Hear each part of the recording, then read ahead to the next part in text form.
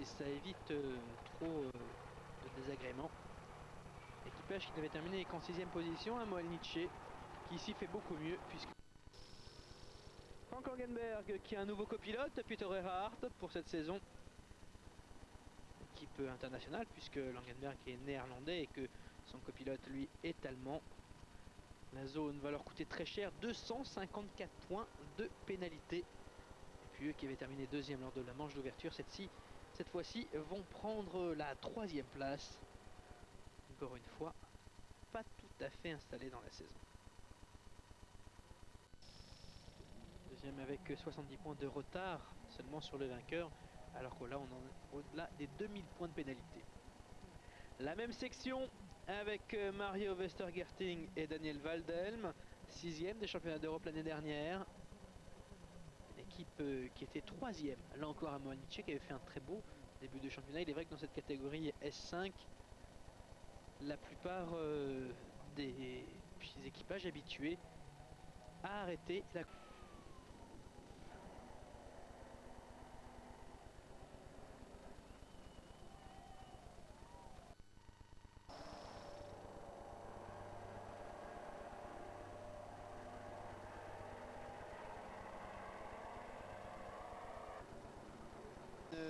Sixième place, aussi en République tchèque.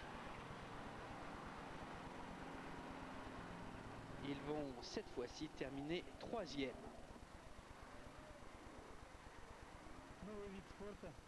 Ah, c'est tout nouveau pour moi, c'est ma première saison européenne.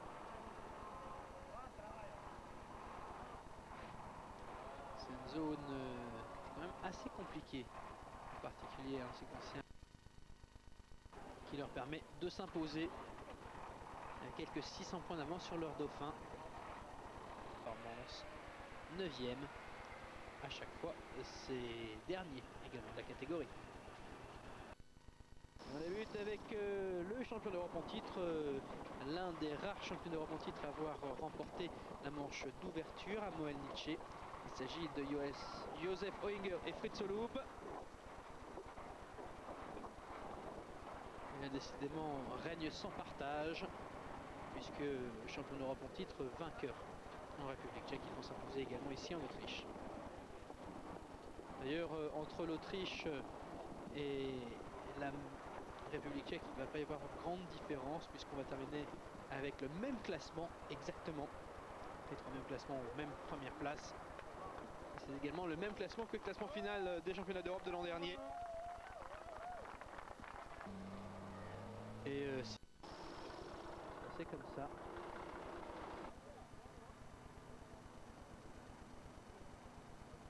Et regardez ce qui reste ici du camion de Leo Wolf, la Wolfmobile, qui s'est explosé dès la première section. En descente avec évidemment une porte très difficile à négocier.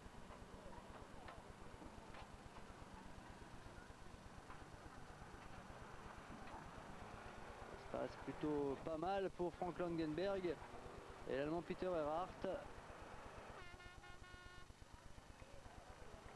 Jusqu'à la première porte, là en fait toutes les portes qui vont s'offrir à lui.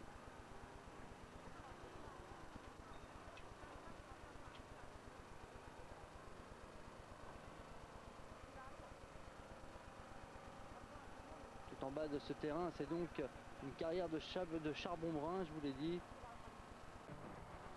On attaque les prototypes 2 dans la section, le numéro 19. La section numéro 19, on commence avec une équipe autrichienne, avec le camion 701 de Josef Oehinger et Fritz Holub. Une équipe qui depuis des années détient le titre européen et pour le moment ils sont idéalement placés pour décrocher le titre de champion d'Europe 2000 dans cette catégorie des prototypes. Vous voyez, le parcours a totalement changé.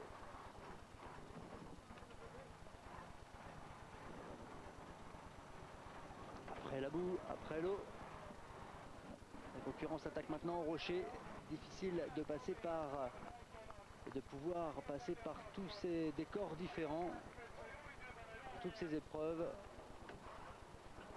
Vous imaginez un peu les amortisseurs qu'il faut pour pouvoir passer dans ces rochers. Mais dans cette section, Joseph Oenger et Fritz Olub doivent utiliser tout leur savoir-faire pour ne pas glisser. Mais ça passe pour l'équipe autrichienne numéro 701, applaudie par le public.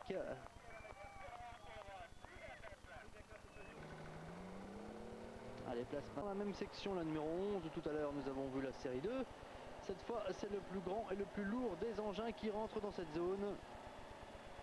Et on commence par l'équipe allemande, le numéro 511, Duvet Hupertz et Axel Stim sur un Tatra 813. Pas facile de manœuvrer entre les roches avec cet énorme engin. Est-ce que ça va passer? Est-ce que ça va chuter? Voyez un peu par où il faut passer. Intérêt à être solide les camions.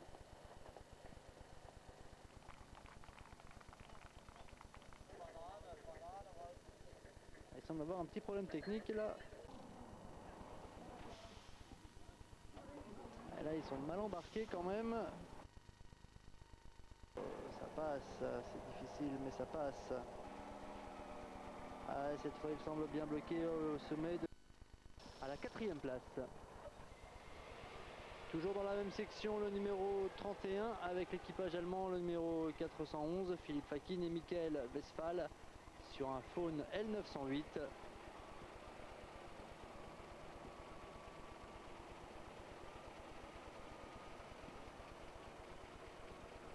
Et au son, c'est perceptible. C'est un des camions les moins puissants dans cette catégorie, le Faune L908. Il développe une puissance de 131 kW pour 9 tonnes 5. Au cas où quelqu'un se trouverait derrière la butte et derrière ce monstre d'acier.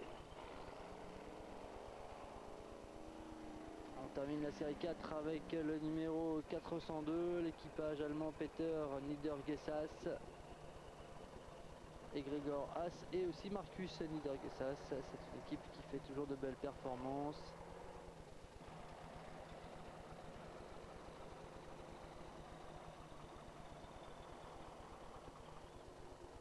C'est eux qui sont en tête du classement général sur cette Iveco.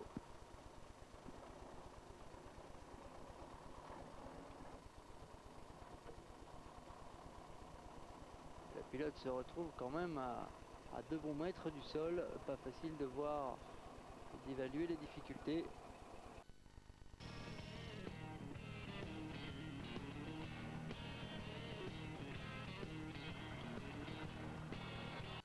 Une grande première pour Ronald et Rita Boardman. C'est vrai que c'est quelque chose qu'ils attendaient depuis longtemps. Une première qui va se révéler un petit peu difficile pour eux.